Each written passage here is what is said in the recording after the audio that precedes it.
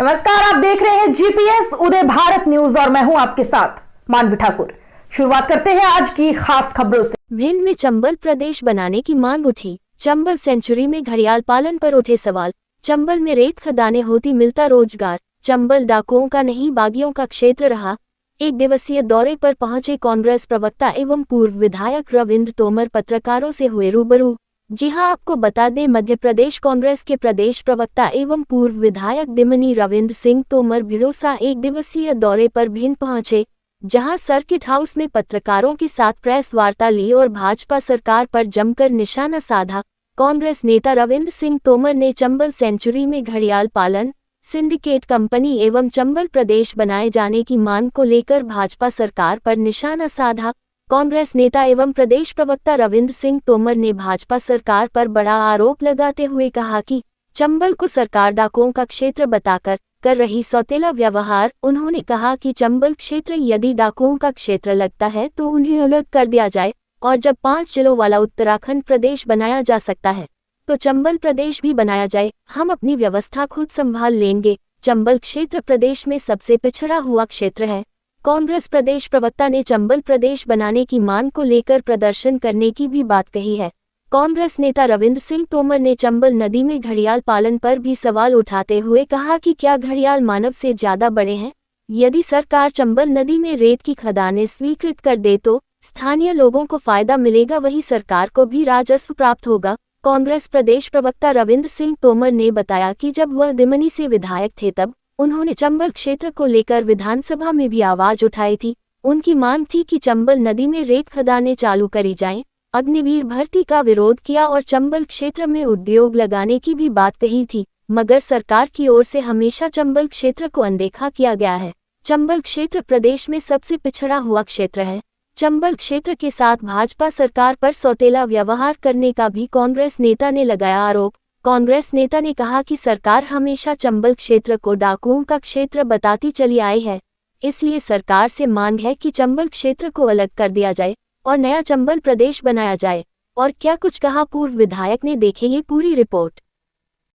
कि हमारे मुख्यमंत्री जी और गृह मंत्री जी के मुखार बिंदु से हमने सुना है कि चंबल में डाकू और बदमाश रहते हैं, लेकिन मैं आज सदन के माध्यम से इस बात का खंडन करना चाहता हूं कि चंबल में कभी कोई डाकू और बदमाश नहीं।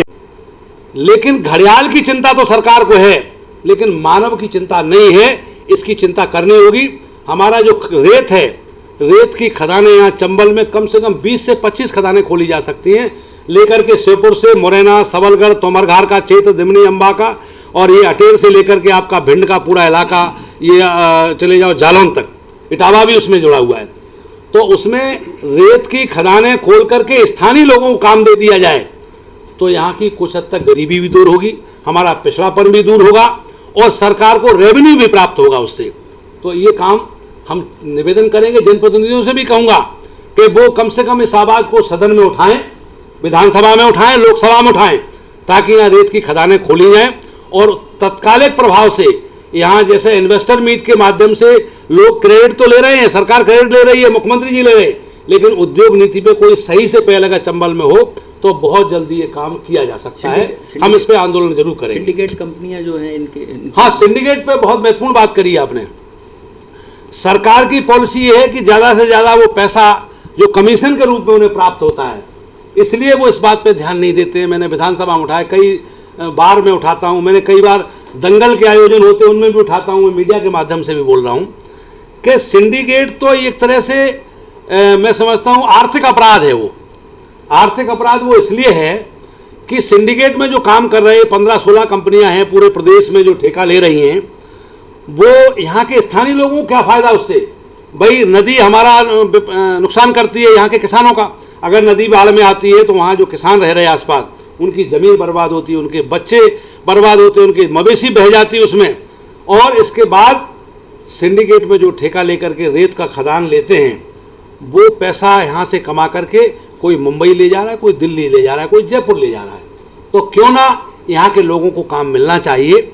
यही हमारा पिछड़ापन यहीं से दूर होगा कि हमें हमारे नौजवान को काम मिले, और ये तात्कालिक फायदे से हम लोगों की शुरुआत हो जाएगी और आगे इंडस्ट्रियल कॉरिडोर पे हम पूरी ताकत जुटाएंगे, जन आंदोलन करेंगे कि यहाँ उद्योग नीति बने।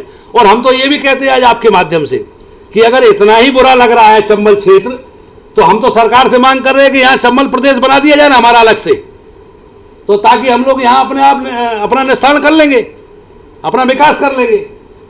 तो हम तो आपके माध्यम से आज ये भी करें कि अगर चंबल घाटी उनको डाकू बदमाशों का क्षेत्र लग रहा है तो हमारा चंबल प्रदेश अलग से बना दिया जाए। हम यहाँ डाकू बदमाश नहीं है, हम लोग अन्याय के खिलाफ बगावत करने वाले बागी रहे।